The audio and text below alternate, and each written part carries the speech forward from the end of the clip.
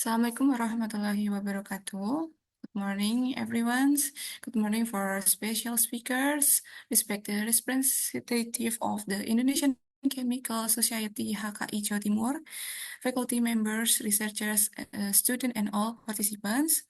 Welcome to the public lecture webinar series organized by the Department of Chemistry, Institute Technology 10 November ITS, in collaboration with the Indonesian Chemical Society HKI Jawa Timur. My name is Revara Kusuma, and I'm honored to be moderator for today's webinar.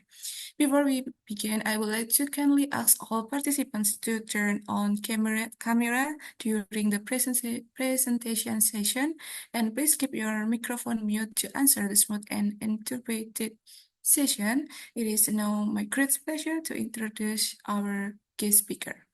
So today we are honored to welcome Associate Professor Chen from the Institute of Environment and Ecology, Tsinghua University from China.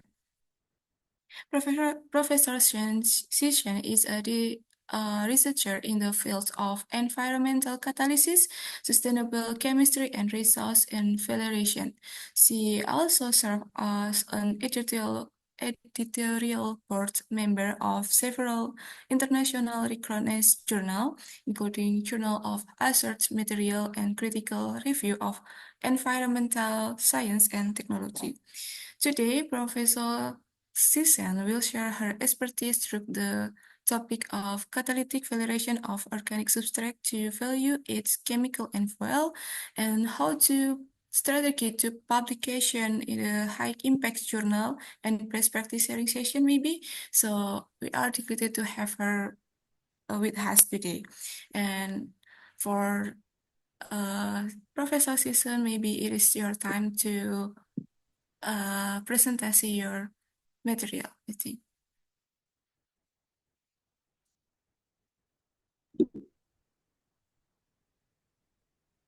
All right, thank you very much. Let me share my screen. All right, can you see my screen now? Yeah, okay. So it's my honor to join this webinar, and also thank you for the invitation and a very kind introduction. So first, I would like to introduce where I come from, Tsinghua University, and our school at Shenzhen International Graduate School. So actually, Tsinghua University has a very long history in China. It's one of the top university in China, and it has a history of 150 years. So our university is a leading world-class university dedicated to pursuing excellence in education and research. So you can see among the top research university, we ranked the and very upfront, very high numbers in different matrix. So Tsinghua University is known by its science and engineering subjects. For example, the chemical engineering, chemistry, and also the environmental engineering, etc. And I come from the Environmental and Ecology Institute. So currently, Tsinghua University, we have 33 schools and 54 departments, including all science, engineering, and humanities, and the other, for example, the business departments. So we have around 3,800 faculties, and we have undergraduate, master, and doctoral students in school. And Tsinghua Shenzhen International Graduate School, located in Shenzhen City, and it actually was established in 2001, and at the time the name was Shenzhen Graduate School, and this year actually is the 25th anniversary. And in 2019, our school name changed to Shenzhen International Graduate School, just to emphasize the location in Shenzhen is international city, and this graduate school is welcome international faculties and students in particular. So we are two campuses, but one Tsinghua. So all the admission criteria and all the faculty members, recruitment procedures are the same as the main campus. So you can see from the China's map, Our main campus located in Beijing, the capital city, and our Shenzhen campus is the only off Beijing campus in Shenzhen, because Shenzhen is the China's Silicon Valley, and it has many high-tech companies, and it's also a fast developing city. So in Shenzhen, we are ranked as the top international friendship cities and also the friendly exchange city. And we have 8 companies, which are the Fortune 500 companies.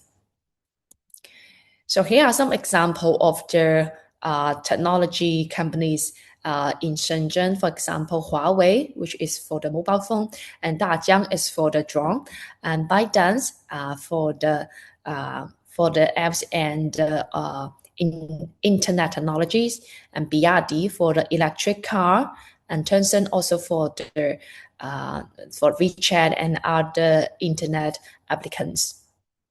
Ping An is an finance and technology firm, and we have BGI Genomics for the biologies, and also Insta360 for the camera. And let's take a closer look to Shenzhen International Graduate School. So currently, we have master and doctoral programs for the students, and we also have the postdoctoral researcher here. So for master student, we have more than 4,500 students. For doctoral, we have 1,500. And we are also expanding the size of the campus. So we are expecting more faculties and students in coming years. So at SIX, we had 6+1 disciplines. So namely, they are material science, environment and ecology, future human habitats, ocean engineering, biopharmaceuticals and health engineering, and also data science and information technologies. And these are the hardcore and engineering-based subjects. And we also have kind of the soft subject is called innovation management, because we're located in Shenzhen city and we want our talents and students to be contribute into our local firms and companies. So for material science, we have 5 research areas, including the low-dimensional materials and device, energy materials and device, material design and computation, information functional materials and devices, biomedical materials and devices. So it's not only about the materials, but also there are many multidisciplinary and interdisciplinary research. And for data science and information technology is one of the largest department at Shenzhen, and every year they will have more than 200 or more master students and PhD students joining this department. And it also collaborate with our local entrepreneurs. And there are 7 research areas, including artificial intelligence, data science, robotics, IoT and internet, transportation and logistics, photonics and circuit systems, and advanced manufacturing. And the third one is about our biopharmaceutical and health engineering. We have 4 research areas, including the health engineering, pharmaceutical engineering, vaccine engineering, and cell engineering. So they also have programs collaborate with the hospitals and with the biological institute. And for environment and ecology, we have 6 research areas, which are urban environment and compound ecology, industry and special environmental protection, land and sea interactive environmental protection, because Shenzhen is a coastal city. And also we have regional cross-media complex pollution and environmental health. It's also because Shenzhen is very close to Hong Kong and Macau special region, and we are in the Guangdong province. And we also have big data and system management of ecological environment, climate change, and future ecological environment protection. So in our department, we have wet laboratory-based research, and we also have so-called a dry experiment, dry lab, which focus on the data science and also the climate change and carbon emissions, etc.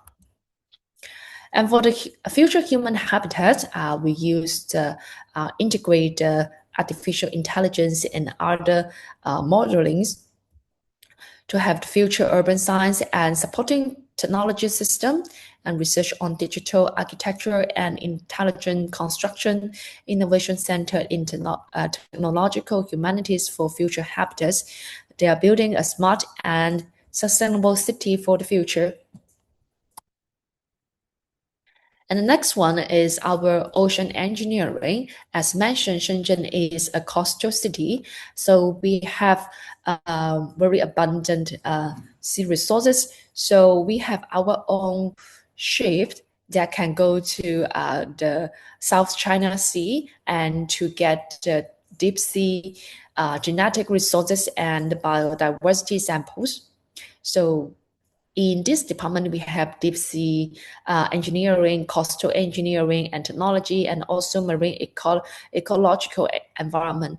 And actually in ocean engineering, we also have hydropower and also other electricity or electric relevant subjects. And the last one is our innovation management, is to cultivate innovative entrepreneurs and business leaders, as mentioned.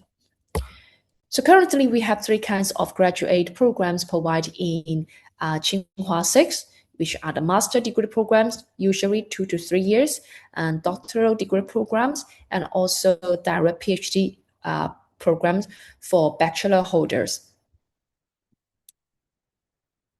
So for the graduate programs, we provide certain programs in full English courses, including the data science and information technology, and also resources and environmental engineering, which is under the Institute of Environment and Ecology. And we also have the cross-disciplinary collaborate with material science and precision medicine and healthcare, logistic engineering and management, urban and rural planning, civil and hydraulic engineering, etc. And we have 3 doctoral programs provided in English program as well. So this is more detailed information about the policies for international students.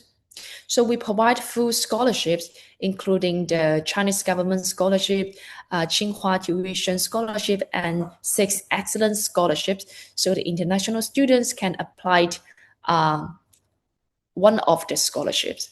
Okay, so they are exclusive. And for the scholarships, the scholarship can cover up to 100% of the tuition fees.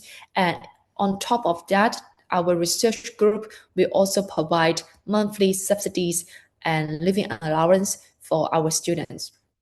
And for the 2027 cohort, the application deadline will be on May 31st, 2027. So if you are looking for a master or a PhD degree at Tsinghua, please feel free to contact our admission office for more information. So this is the summary. And for example, at our school level, the living allowance from our central government for doctoral students is around 45,000 Chinese yuan per year, and for master student is about 7,000 Chinese yuan per year. And after admitted to Tsinghua 6, students can also choose joint degree programs. So for example, for environment and ecology, we have a joint degree program or double degree program with Kyoto University, University Hanover, and also University Malaya. And Tsinghua also expanding its collaborations in the global range. This is part of the partnerships international in the globe. So as of December 2025, we have established 81 global cooperation and exchange partners covering 45 countries and regions across the world. So in the past few years, we have global summer school. So every year we will recruit the students from the world, and the tuition fee or the accommodations are covered. So students only need to pay for their flight tickets. And in addition to the inbound activities, we also have outbound activities or outreach activities and support for our students and our faculties. And here we also provide international students and scholar centers. So we have international staff and to answer any questions and anything regarding study and living in Shenzhen, China. And these are our campus facilities. So we have the brand new buildings for the dormitory and also for the library and classes. We have 24-hour cafe opened, and we also have the sports centers and gym room for students and faculties. And here are some photos taken in the past activities, so the students can join the local companies to have some hands-on experience, and also they can enjoy the Beijing Opera, and also this is the faculty leading the student to the mangrove garden. Here are some more photos about the student activities. And this is the pictures taken from our campus. So it's very similar to the subtropical or tropical regions, very warm and nice weather. And also we have a lot of different biodiversity in the campus. So that's all for the introduction of our Tsinghua University and also Shenzhen International Graduate School. And next, I will talk about my research. So I'm from the Institute of Environment and Ecology, and as mentioned, my research interest is about the catalytic transformation of carbon waste into valuable resources or chemicals. And our society is faced with escalating challenges from petrochemical reliance and associated carbon waste. So the situation has led us to the urgent calls for sustainable and circular approaches for resources management to reduce environmental burdens and also the greenhouse gas emission, etc. So in this background, renewable feedstocks are anticipated to play a continued important role in energy, chemical, and also fuel productions. And organic waste and biomass are abundant renewable carbon resources, but they are often discarded or underutilized. So for example, food waste accounts for 1/3 of domestic municipal solid waste. And our early research has centered on the biomass valorization to platform chemicals, in which we mediate the product distribution and selectivity through the solvent and kinetic regulation. And for more inert carbon residues, we develop different functionalizations strategies to tackle the structure property relationship, which we can selectively control the catalysis microenvironment in the reaction for the synthesis of the drop-in chemicals. So these are the drop-in chemicals, and by turning the microenvironment of this is the morph-derived catalyst. So this is our previous research and some of the publications. And in the pursuit of sustainable valorization of carbon-rich waste, conventional thermocatalysis has played a fundamental role by providing robust and scalable methods for polymer cracking, depolymerization, and fuel production under elevated temperature. However, thermal process often require high energy input and may also lead to less selective transformation or catalyst deactivation. And here, excited state catalysis, including the photocatalysis and also photoelectro-driven approaches, has emerged as a powerful complementary strategy that harnesses the light to activate substrate under the very mild condition with enhanced selectivity and also the reduced carbon footprints. So by precisely turning the electronic states and also the charge dynamics of the catalyst, excited state catalysis facilitates challenging bond cleavage and functional group transformation that are difficult to achieve thermally, enable selective upcycling of complex and inner polymers. So it creates a new pathway for the transformation or conversion of the carbon waste. So in my lab, in my current lab, this is some equipment in our lab. So our work is integrating the synergy of thermal and excited state catalysis, and in this concept of green and high-value conversion of carbon-based resources, and also adopting the sustainable and renewable energy technologies, my research look into the reactivity and also the selectivity of the reactions, try to elucidate the structure and property relationship of the functional material derived from bio-based feedstocks and the application in different environmental applications. Besok toh, Jumat siang. Ya berarti minggu depan Such as sterilization and organic waste mineralization. So for example, we have some application for the removal of emerging contaminants, and emerging contaminants such as the pharmaceuticals, personal care products, and industrial activities, they are not effectively removed by conventional wastewater treatment plants because our wastewater treatment plant was designed in 1950s or 1960s. And at the time, we don't have so much PPCPs and other chemicals. So studies had actually found antibiotics in 95% of sites monitored across rivers in over 70 countries.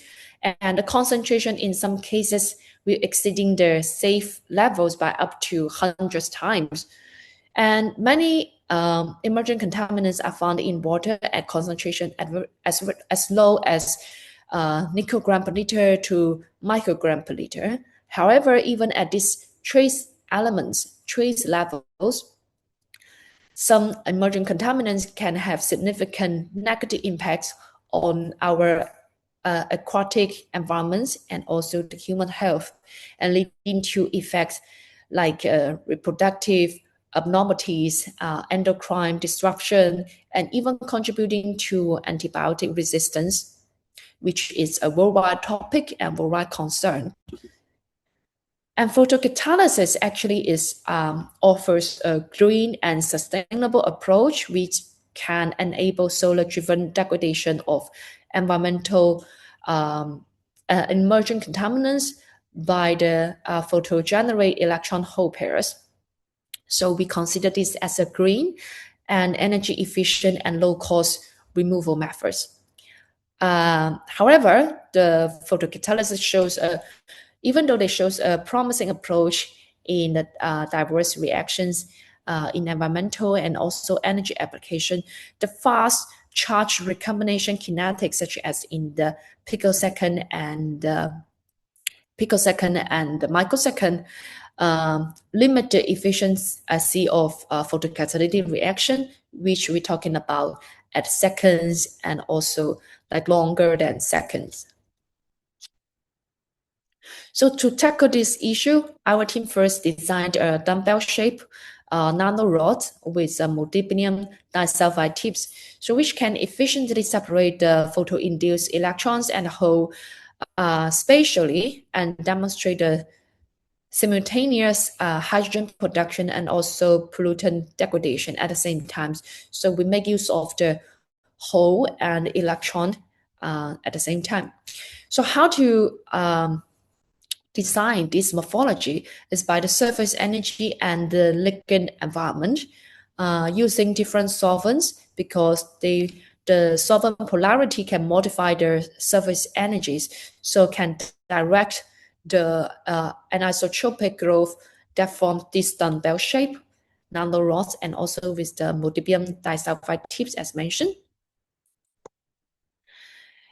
Yet we would like to get rid of potential metal instability problem in our photocatalytic system because and therefore we expand our focus to metal-free photocatalysts. And carbon nitride is one of the most popular and promising candidate in the field due to the ease of synthesis and also the relatively low cost of our the raw materials. And we also know that for the pristine structure of carbon nitride, they show very low and limited photocatalytic reactivity. But when we did the literature review, we realized an interesting phenomenon that basically all kinds of modification is useful to enhance the photocatalytic performance of carbon nitride. So we have a gut feeling, or we have a hypothesis that there must be something fundamentally in regulation of the activity beyond all the modification approaches. So as mentioned, the photocatalytic process occurs over a wide range of timescales. So in order to understand the intrinsic difference between the modified and unmodified carbon nitride, which lead to the drastic difference in photocatalytic performance, we have to investigate the fast process, meaning from the femtosecond to the picosecond region, for the exciton generation, charge recombination, and also the charge transfer process. So as mentioned, we focus on the metal-free photocatalytic systems, and that's why we look for some reliable system to replicate. And we found this carbon dot dope carbon nitride. It is not a brand new system, but we want to use this system as our representative study to show that, and also because the carbon dot has a very small size, less than 10 nanometer. So with a good control, we will not disrupt the carbon nitride structure. So first, we try to synthesize the carbon dot with the biomass waste. So this is an illustration. We use this is the fermentation of food waste and also the seashell waste available in coastal regions. And for the residual biomass, we use it for carbon dot synthesis under the hydrothermal reactors. So these are the results showing the optical properties of bio-waste derived carbon dots, and also we use it for the detection of antibiotics, and it shows pretty good results or reliable results. So on top of that, as mentioned, because we hypothesize there's something fundamentally different between the pristine carbon nitride and also the carbon dot dope carbon nitride. So at first we conduct the DFT calculation, and we actually found that for the unmodified carbon nitride, it shows a localized excited state character, and for the carbon dot dope carbon nitride, the modified one, it shows dramatically the charge transfer excited state character. So meaning actually after the modification, we change the excited state character of the two materials. So after that, we also do the material catalyzation to actually prove the carbon material we synthesize, and after doping into the carbon nitride, it still remain the size of carbon dot, meaning less than 10 nanometers. And we also show that by doping at different concentration of carbon dot, it changed the homo and lumo, but more in a larger effect to the homo. Yes. And this DFT calculation also verified CT character in the excited state. So after that, we want to see whether this modified carbon-doped carbon nitride could actually enhance our photocatalytic degradation. So we use one of the antibiotic level this is the levofloxacin as in our study. So it actually shows after the modification, the removal rate and also the kinetic rate enhanced in the modified system. And we also use some EPR and also some crunching study to analyze our reactive oxygen species. So because I'm from the thermocatalytic background, so we understand that the contact between the substrates and the catalysis are important. So further on, we conduct a theoretical calculation to see the absorption energy between the catalyst and also the substrate. And this shows for the modified catalyst, for the modified carbon nitride, it has a stronger absorption energy with our antibiotic, the substrate. And also for the for other contact angle tests, we see that with more functional groups on the carbon nitride, it actually shows a stronger dipole-dipole and CH-pi interaction that contribute to the increased absorption strength and also a smaller contact angle. So as an environmentalist, we cared about the toxicity of our products. So after the degradation of the antibiotics, we want to make sure the intermediates and also the final products has a less or lower toxicity than the original mother compounds. So that's why we conduct some toxicity tests or some modeling to showcase actually the final toxicity is decreased. And for the intermediates identification, we use LC-mass.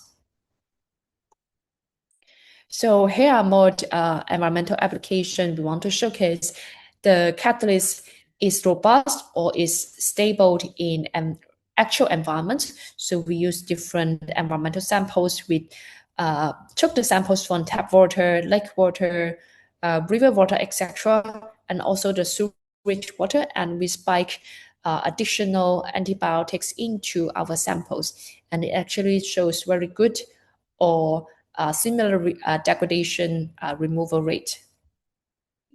And also we checked the stabilities of the performance under different anion and cation under the presence of different ions and also the across different pH. So our catalyst shows pretty stable performance under 4.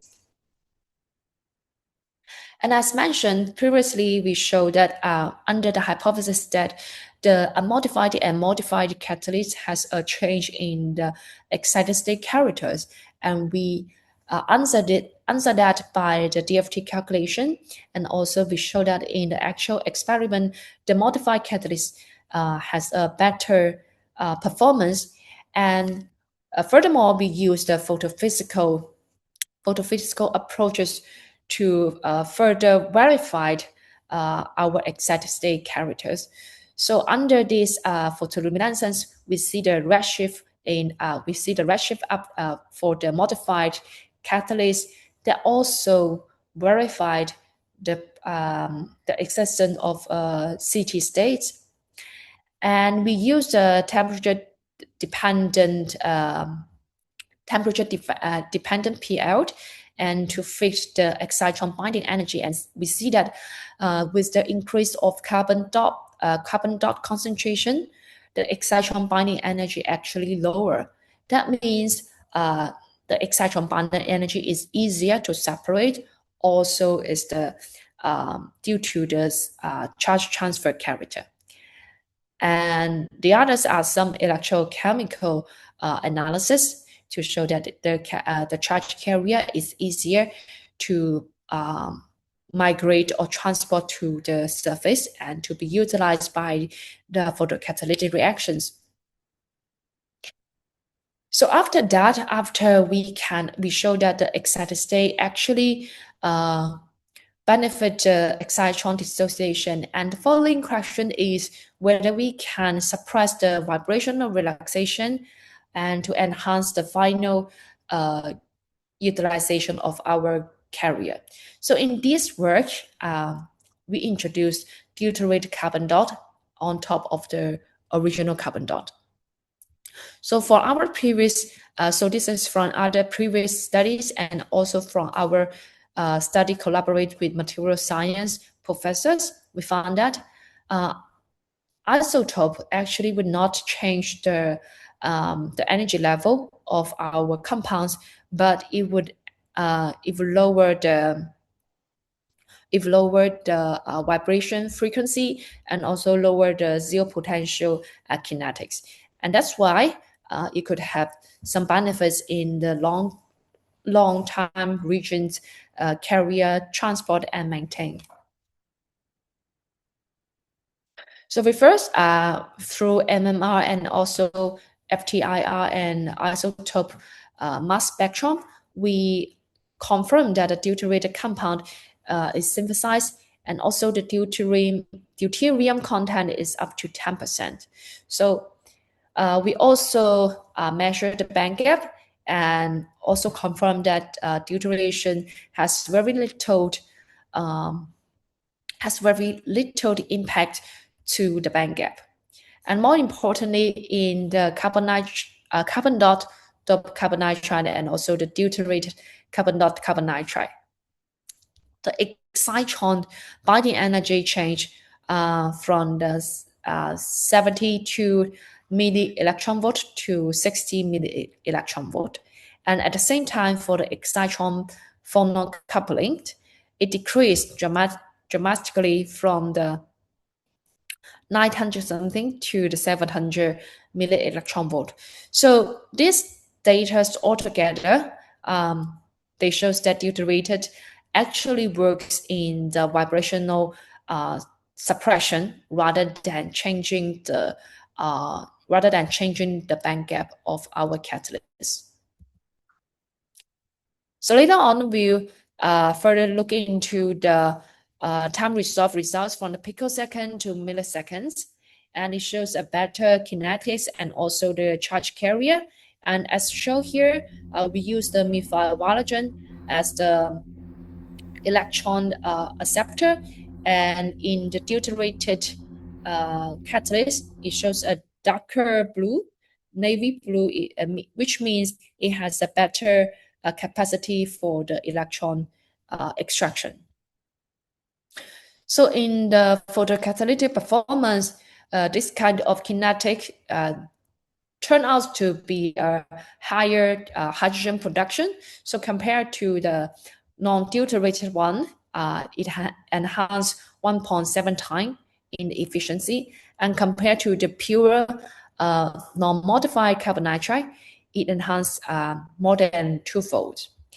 And also for the deuterated compound, we see that it has a higher stability across like 50 hours. So at last, to conclude this series of work, I want to share the logic of our work is not only about one single structure properties. Rather, we would like to see it from the change from the charge transfer characters and also all the way to the vibration, relaxation, suppression, and also from across different time region to see the charge carrier evolution and ultimately how it contributes to our catalytic reactions. So carbon dot in this system, it can change the excited state, and also it can lower the excitron binding energy, and which will contribute to the dissociation of excitron. And on top of that, we can make use of the deuteration by simply using the D2O as the deuterium solvent to suppress our excitron and phonon coupling and suppress the vibrational loss, and so that we can enhance our long life carrier and to improve our photocatalytic activity. And actually this kind of approach can be used in other organic electronic applications such as the organic solar cell and also the other organic devices. So it's not only for the catalysis. And next part, I will move on to talk about some research article writing and submission. So it's a sharing session. So in this session, we will talk about what editors actually want and how to make our story more compelling and how to prepare our cover letter to be past the editorial screen, and also when we get the peer review and get the reviewer comments, how to prepare our revisions or how to prepare the appeal letters if our manuscript gets rejected in the first round.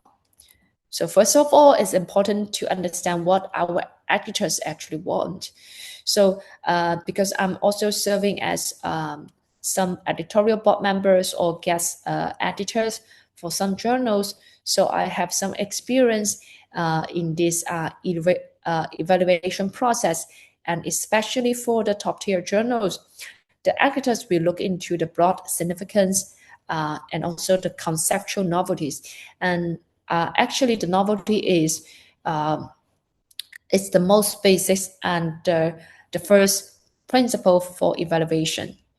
And for the broad significance, it means the findings must be relevant beyond the immediate subfields. So in addition to your own research and your own field, how can your research impact others, and how can it advance the scientific communities? So this is what the editor is looking for. And for the conceptual novelty, it could be new principles you propose, new mechanism you found, or some unexpected results contradict the previous experience or previous knowledge that can reshape the understanding. So conceptual novelty means it's not incremental improvement. It's not just the improvement in efficiency, but you actually tell something new and opens a new directions. You can understand it in this way. And the last one is forward impact. So for screening a manuscript, and the editor wants this study can open a new direction or demonstrate a principle that many others can follow or apply. That means once your paper get published, the editor want if you get noticed and if you get more citation, meaning it will be beneficial for other researchers. So before writing a single word, understand the editorial filter process is important. So put it in simple words, a great paper might push the field in a genuinely new direction and fill the critical gap in current understanding. So it's better to ask yourself and also ask students what is the critical gap in your work every day or every night before go to sleep. And also give a note technique, a transformative new use, demonstrate the broad applications and content pricing or counterintuitive pricing, or we found something exciting and you want to share with others. Sometimes many new manuscripts get desk reject, and for top journals, for many Q1 and Q1 journals, the desk rejection rate is up to 80%.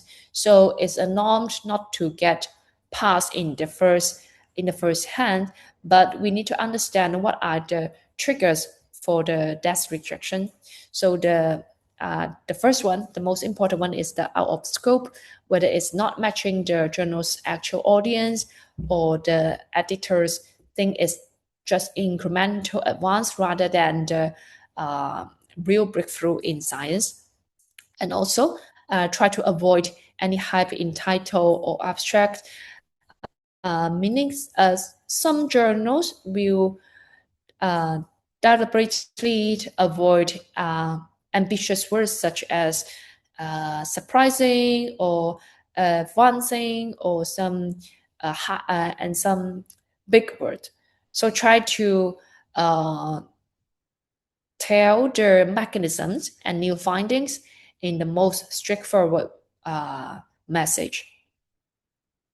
And the others are the poor abstract and grammatic errors. So how to avoid, how to know you are submitting to the right journal? First, you can read the recent issues and look for the keywords, whether these journals or these journals has published similar research. That means they are interested in your topic and in your research directions. And also try to answer the question in one sentence. What are the core findings in your research, and what's your most significant scientific question you are tackling in this manuscript? And also try to connect the challenges beyond your field. That means how you can impact others and impact other fields.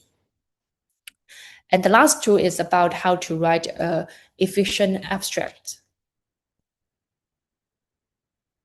So after we finish our experiments, it's about how we organize our results and studies. So the results and the evidence is like pieces of tiles, and how we organize them. Different people will organize them in a different way, but this means a complete study at least.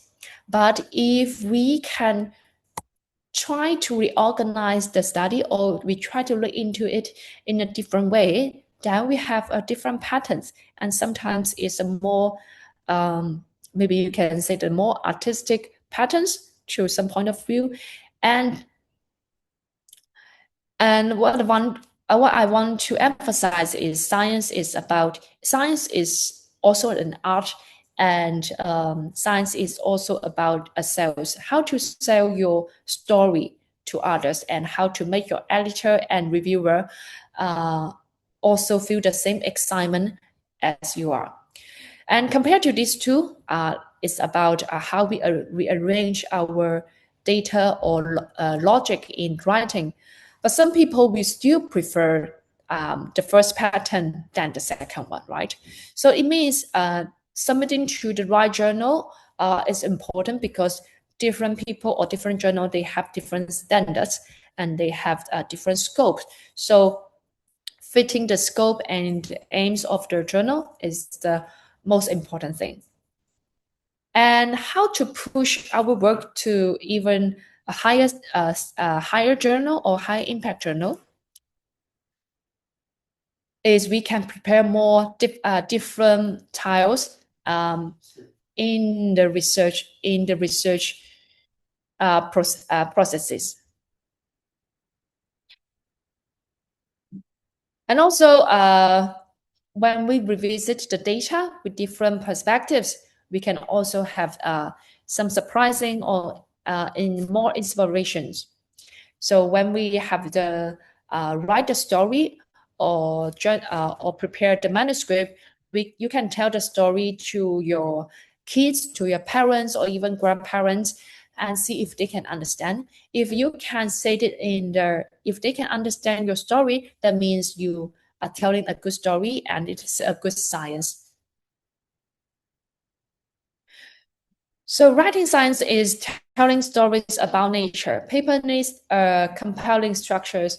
So how to make a compelling story? Start with our key data to identify the figures, and writing follows the figures. So first of all, without writing, we should prepare our figures.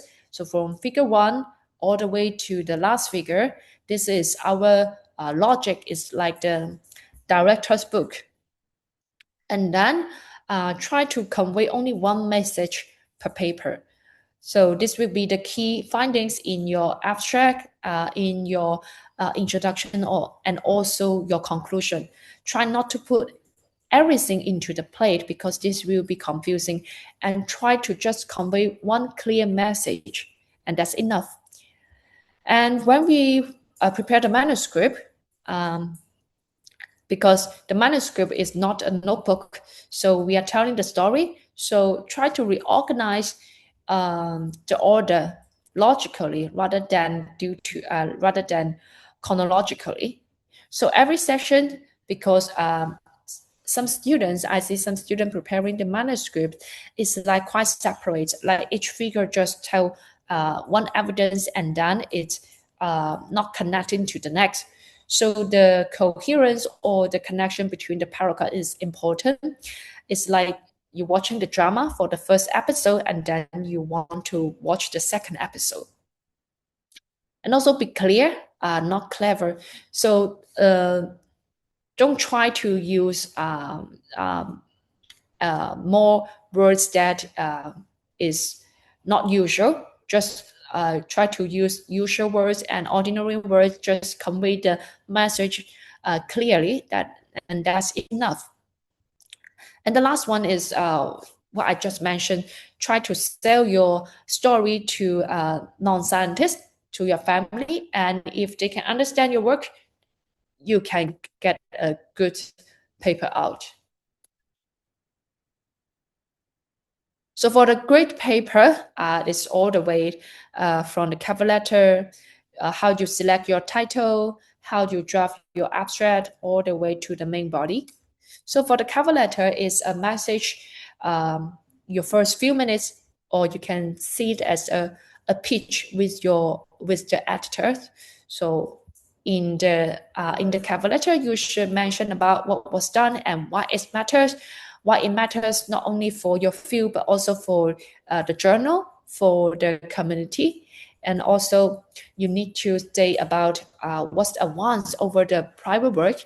And this is important because it shows you not only understand your current work, you also understand the development of the field, makes you one of the member in this community. And if you want to have any suggest reviewer or opponent reviewers, you can also mention in the cover letter, or sometimes it can be selected in the system. So depending on what kind of journals you are submitting the manuscript. So this is an example about the cover letter structure. So we try to address the editor, not specific names, because sometimes you don't know who is your handling editor and you want to avoid embarrassment and awkwardness. So the first paragraph is quite standard. It's about you submitting the type of your manuscript. Is a review or research paper, and what's the title and in the specific journal name. And don't get the journal name wrong, just to double check it, most importantly.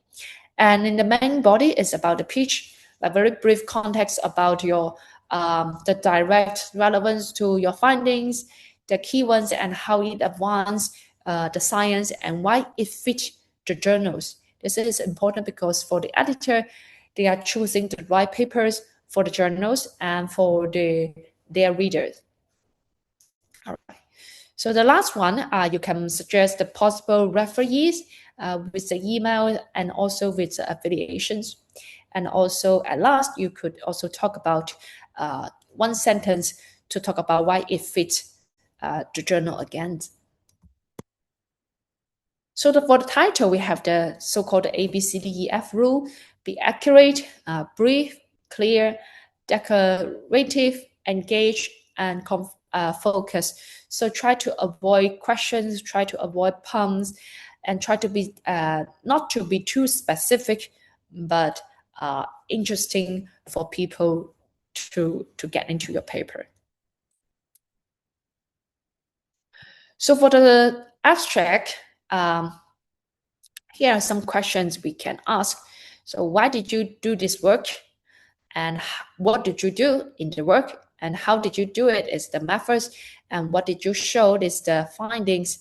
And the last is, what does this mean? So from the very big picture and then down to the bottleneck of the research question, and then one sentence to methodologies and also the key findings, and at last is the implication or advance of your study.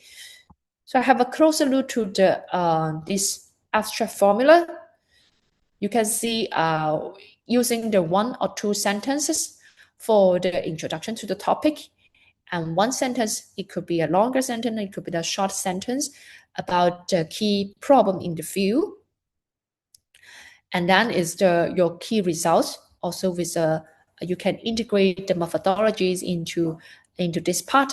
And the last is about the context and implications. So the structure is quite standard once you get all the elements into your abstract, and you can keep revising your abstract to polish it. So for the introduction writing is from the general to specific. The first, you want to talk about the background, the problem statement, and also including the literature review specifically. And remember to include some seminal work, meaning very classic, maybe the first or 2 paper in this field, and with very high citation, well recognized, etc. And also go to your research gap in this study.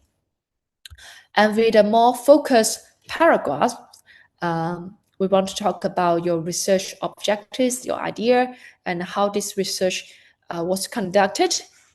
And finally is the findings about this work. So these elements compile the introduction part. So these are some checklists or questions to be asked when we finish our introduction. So does it provide a coherent description of the background literature? Does it accurately report the contribution of all reference works? And also whether you identify a clear knowledge gap and whether it is a true knowledge gap. And what's your objective of this study? That means the scope of your study, and also whether your approach, your methodology is rigorous enough to answer the question you raised. And does the introduction establish the significance of the current work in relation to previous research? What are the difference than the previous one? And although introduction is the first part of our main body in the manuscript, well, actually, in our actual writing, we will prepare the figures first and then write the methodology and also the results and discussion part. And then you will know what elements or what kind of story we want to tell into the introduction. So the introduction is prepared at the later stage in actual writing. So some pitfalls we want to avoid. For example, if we want to say something, the problem is important, it's better not to use the words like important, urgent, something like that directly in our message. Let our data to speak for themselves. For example, if you want to say an accident is pretty serious, so we will talk about like how many people get injured, or if we not taken certain if we not taken certain means, how many people will get affected, how many families will get affected. So we use the data, not use the adjectives to state the importance of our work. All right. And although in the literature review, I mentioned that we should including the seminal work, but we should also avoid to cite every reference in our introduction, because this will give a impression of over citation or wrongly citation.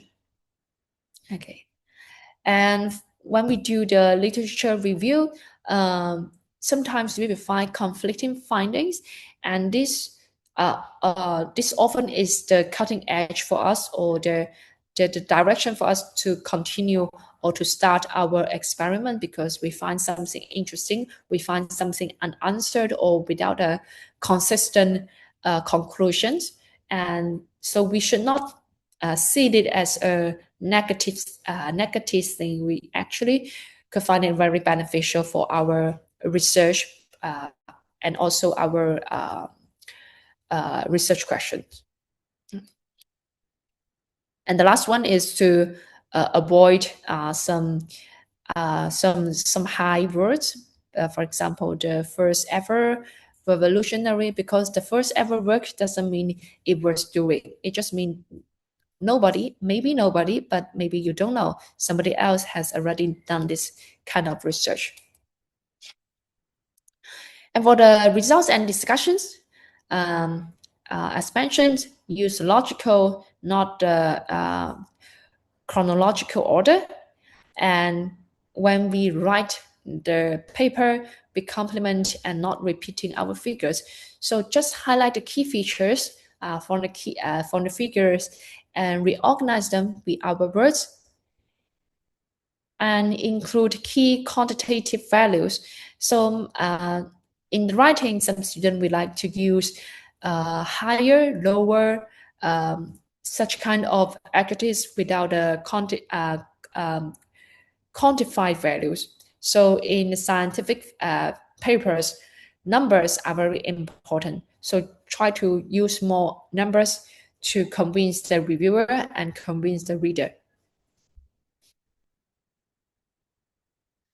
So in our paper writing, okay, so we should acknowledge the limitation by ourselves. We should not bury it with a false implication or a false broader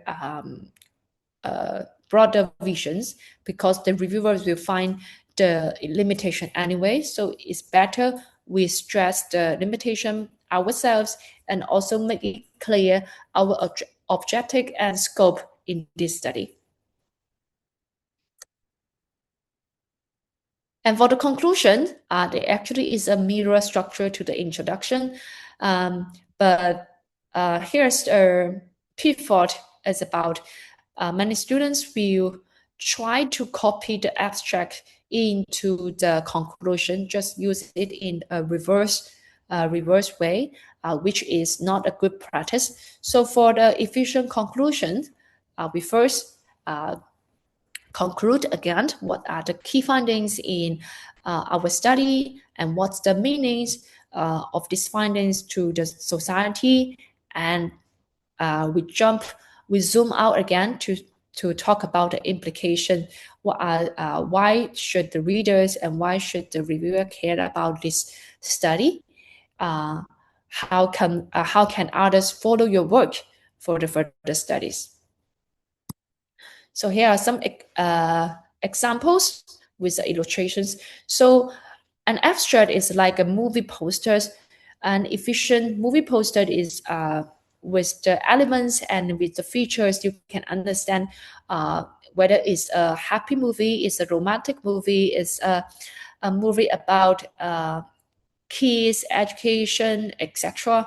So you should get enough information for the poster. That means you should also present enough information in the abstract. An abstract usually is within 150 words to 200 words. So examine this and also pass your abstract to your colleagues and your classmates to read it, whether they think it's enough, whether they think it's too plain. And for the conclusion, is like after you watch the movie, you have some thoughts, you have some feelings and emotions. You want whether you want to watch the second episode, you want to recommend this movie to others. So how to make your paper not just get published, but also get a higher impact and and more citation. So try to carve the conclusions. Again, some writing pitfalls to avoid the overclaiming words. some vague terms highly, greatly, significantly, without quantification. All right, and in a very old school style, actually in the academic writing, we preferred passive voice. But in recent years, more and more people use active voice. So it's a change of style, and more people are adopting this active voice to make the paper more clear, succinct, and also easier to follow and read. Right. So some ABC rules is about when we try to polish the language, polish our manuscript, be accurate, be brief, and be clear. So once our paper get out and get reviewer comments, sometimes you will get major revisions, sometimes you will get a minor revision or rejections. So after rejections, I understand the feeling must be no good, but we need to read the reviewer's comment carefully, even we don't agree on. And we look for the common threads, means if 2 or more reviewers raise the same issue, that means we need to, it is a real issue and we should address them in our manuscript, and never resubmit the manuscript unchanged to another journal, because you don't know your manuscript probably will go to the same reviewer, and if the reviewer got the same manuscript unchanged, they will feel disrespect, and they have no reason to give you another chance for revision. All right. So to prepare our response letter efficiently, take some days before we start the response letter, and this can reduce the defensive reactions.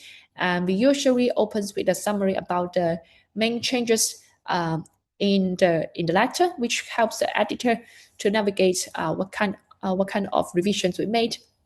And a good practice is always the point-by-point response. And one thing to emphasize is about to stand up for our science. So we may get many views and comments from the reviewers' comments, and some are also, we will also receive inconsistent comments. So the best practice is to politely, but also not to overdress or over-entertain each reviewer's comment. So if we, for each comment or for each question, if we state it with like, thank you very much for your comment, and for the whole response letter, it is no thanks to the comments. All right. And for some comments, sometimes we need to like show our stance in a very polite way. This will help us to establish the credibility and also the reliability for our credential in the field. So don't be afraid to be the opposite view with your reviewer. Just be polite and just to state our reasons. So here are some the illustration about doing the project and also preparing the project. So when we do our experiment or research, we're starting from a very specific and narrow research questions, and all the way we gather our evidence from different perspectives, and then to narrow it down, wrap up the research project.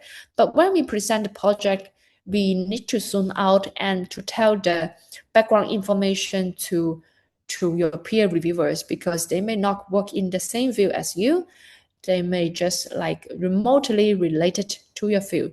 So it's important to share to be on the same picture, to be on the same understanding. And then all the way you tell your story, like you open up a can, and in the final part, the conclusion, you tell them the vision again. So this is the difference between doing our research and presenting our research. So this is the end of my sharing today. I would like to thank my key collaborators and also my group members, and also special thanks to Dr. Wayu from the ITS for inviting me to this program. And it's my first time to Indonesia, and especially to Surabaya. And I have a wonderful experience here. Thank you very much. And if you have any questions, please feel free. Yeah. Okay, thank you very much, Professor Chen, for the insightful and inspiring presentation. So we will move the next session is a question and answer session. So participants who would like to ask question, I'll kindly request to use the raise hand. So anyway, Prof. Session, I see the question in the message box. Would I read this question? Yeah. Yeah.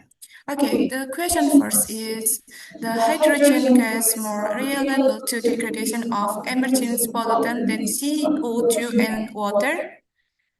And the question two is, in Indonesia, mostly we use NPS, TEO2, CNO or CAO as base of catalyst candidates for photodegradation of organic pollutant. What is your opinion to improve the degradation performance of emerging pollutant and also the reusability of catalysts? All right. Let me answer the first question.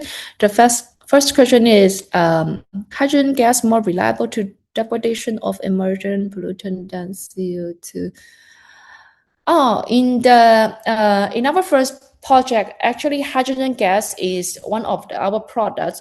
So we see hydrogen gas as the energy fuel, which is reduced by which is generated by the reduction of H2O in water. So H2O reduced by our electrons, and at the same time, the emergent pollutants get oxidized by our hole in the photocatalytic system. Can you hear me? Yeah. Yeah, okay. This is question from the Muhammad Yudhistira. How it is? The second question. Oh, yeah, this question here. So for the second question, nanoparticles is the metal oxide particles as base of catalyst candidates. What is to improve the degradation performance of emission? Reusability. Actually, those are also very common and promising metal oxides for the organic pollutant degradation. So to improve the degradation performance, we need to understand what's the major limitation in your material. If it has a faster charge carrier recombination, you can dope it, or you can make a heterostructure to better separate your hole and electron. And if the major limitation is due to the pH tolerance and other anion cation tolerance, you need to look for other methods. And sometimes it's because your metal oxide, maybe the active sites are not large enough. Maybe you need to enlarge the surface area. So there are a lot of approach to enhance the degradation performance. And the most important thing is we need to understand what's the key bottleneck, and then you can look for the most effective means. But anyway, as I mentioned, there are a lot of mature way or a lot of practical way to enhance the performance.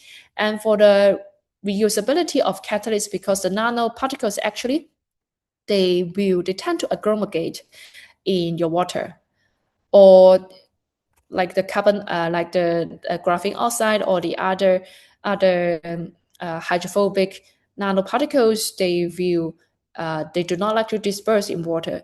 So you need to change, maybe have more hydrophilic functional group on your catalyst.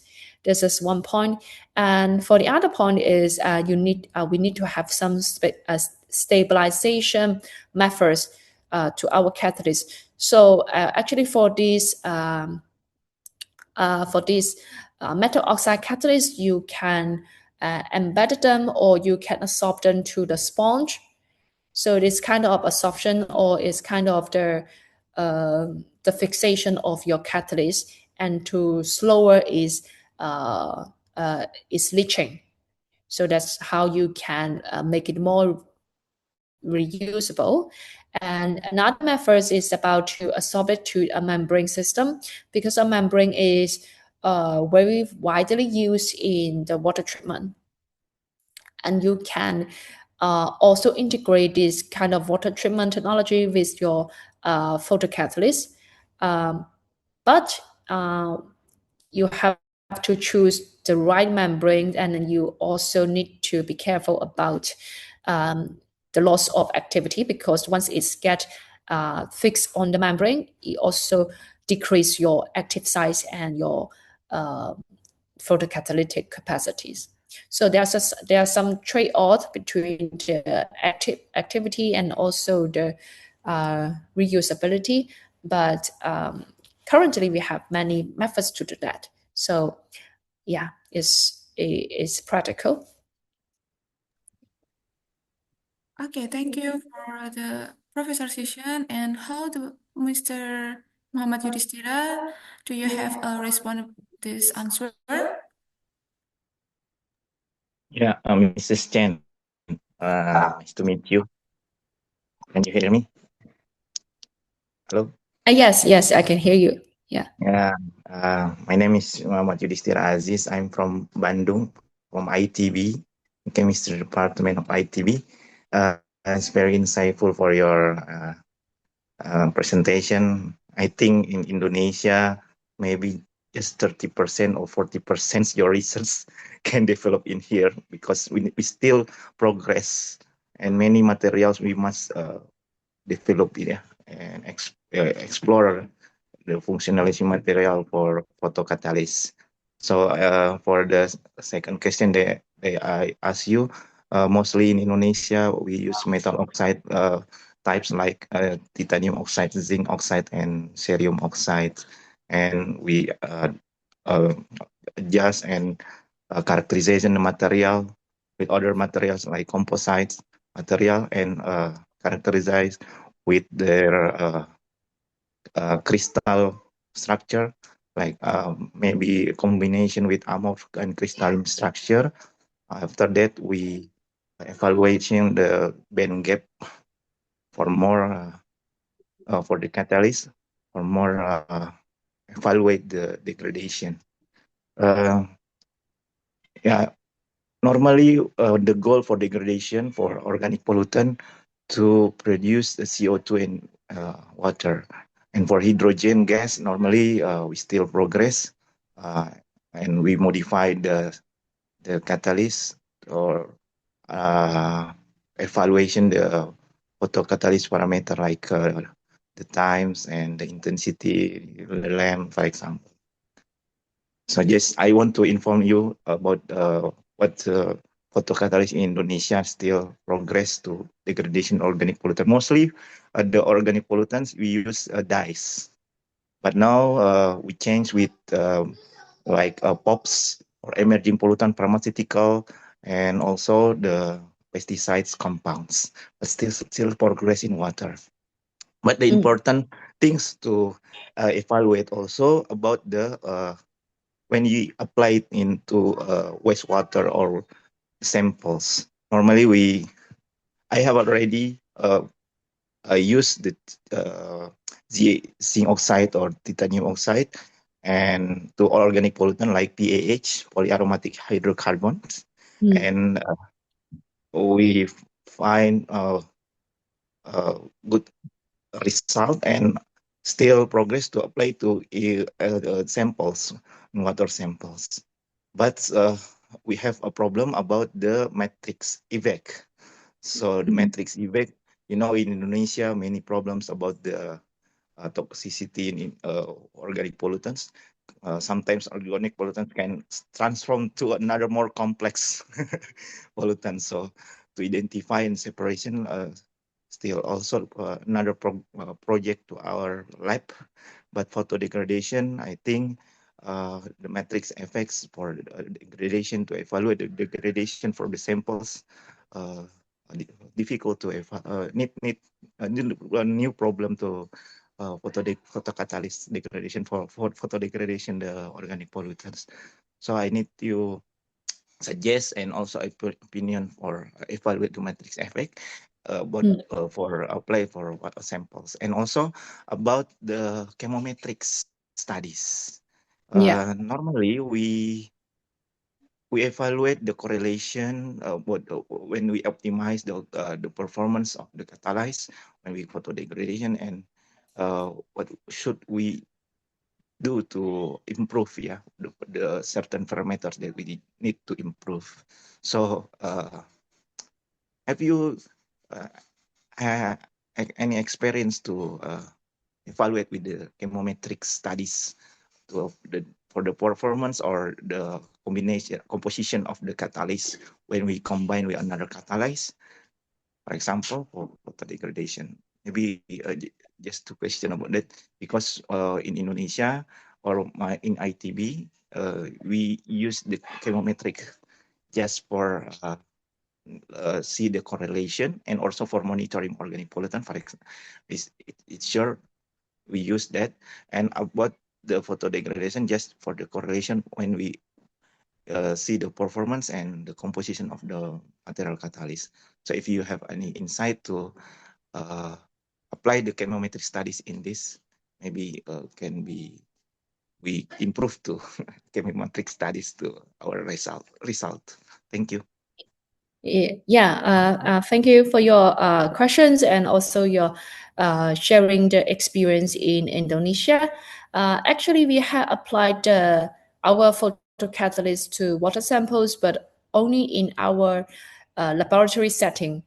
So it's in the laboratory scales, but we did test with the tap water, river water, and also the sewage water. So coming for the secondary treatment plant. So it's relatively clean compared to we are not applying to the original wastewater because it's too dark and has other things inside. And also for the matrix effects, so we currently use the Ecology as the model the model to calculate the toxicity of our final compounds and also our intermediate to make sure the degradation compound is not more toxic than the original one. So for the intermediates analysis, we use the LC-mass, and for some like fluoride, PFOS, and other fluoride-containing compounds, actually we also use IC, iron chromatography, because we need to make sure actually the fluoride iron in the water, rather than we just breaking the other bonds, because we cared about whether the fluoride is actually the CF bond is cleavage, right? Because it's the most toxic part of the chemicals. And also for some, you mentioned about the stability, and as I mentioned, for the stability, we can put it to some membrane systems and also the sponge system, because the sponge one we find the sponge one actually is more effective than the membrane, because the sponge can have more active site, and also for some metal oxide, actually it have some photothermal effects. So we can make use of the photothermal effects rather than the pure photocatalytic performance. So this is what we found in some experiments. Yeah. So I hope this can answer your questions. Yeah, I hope we can collaborate together Yeah, for yeah, this. so, yeah. Yeah. Thank you. And because the characterization that I show your presentations, many parameters characterization material that maybe in Indonesia and there are no facilities about that. We use sometimes like XRD, SAM, EDS, IFM, etc., XRM. But in the interpretation of data, is very many for your presentation. So we can collaborate to characterize our materials for catalyze. Thank you. Yeah, thank you. Okay, thank you for our discussion. Maybe I close the Q&A session because the time is more over time. So I would say thank you for Professor Chen for the valuable explanation and insightful response. And we also extend our appreciation to all participants for their activities and took out the session. And all the participants, before we call today's webinar, we would like to invite all the participants join us for a group photo session. So I please for all participants in here to open the camera to doing a photo session.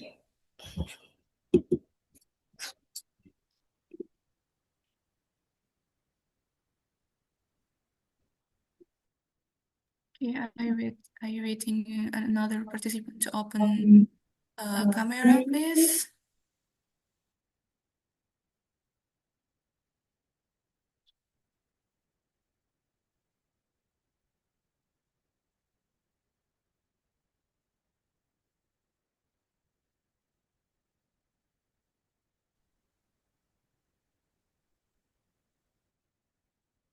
Okay, the other ones, may you open the camera for the photo session.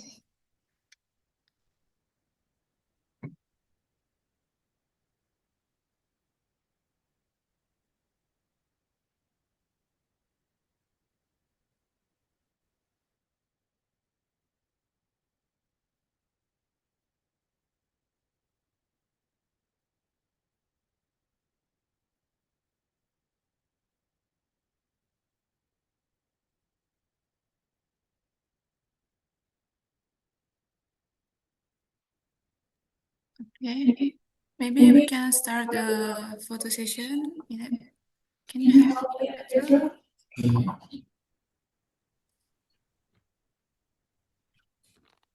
Ready, April, and start the countdown of taking photo.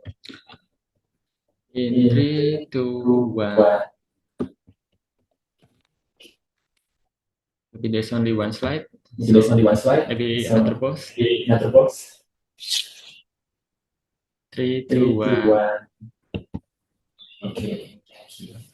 Yeah, thank you for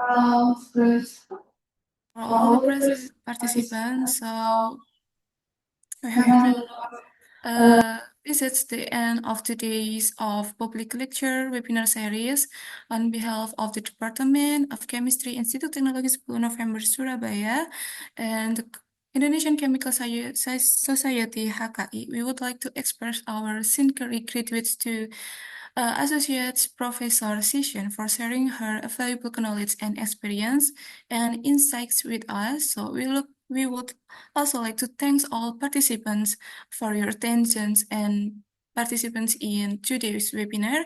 We hope this session has provided mindful knowledge and inspiration for our studies and research. So thank you for joining us today. Have a wonderful day and we look forward to welcoming you our future events. So goodbye and thank you. Okay, thank you. Thank you.